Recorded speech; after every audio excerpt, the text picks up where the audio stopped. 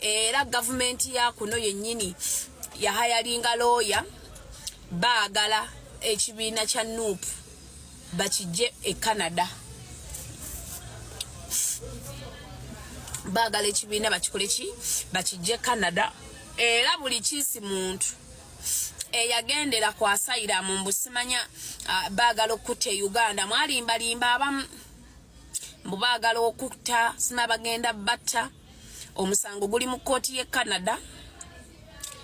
The moment the government ya kuno we proving anti bana abantu bonna abasayira mu Canada balimba bagenda kubakomyawo.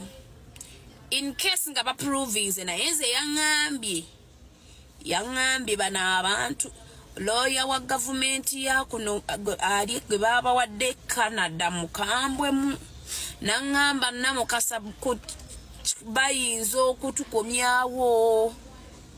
The likes of Bini, Uncle Bini, Kaye Wisdom, Badda,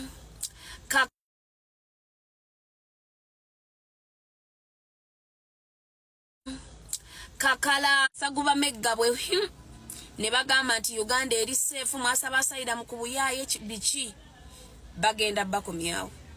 Era wano wenkubidde omulanga abantu abavaayo nga mwogera nga mugamba muri banankyukakyuka muyambeko abaana abali e Canada si birungi.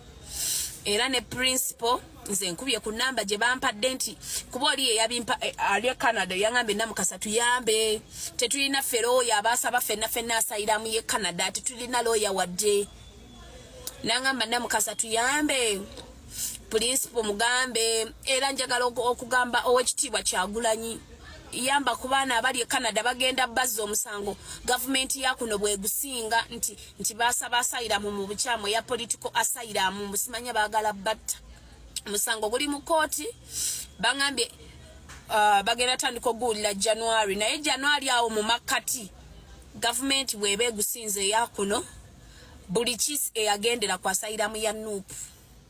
Kakalamu mukazi wa Kakalamu ajja kulyanga nga mukungu anti bawa akumawo.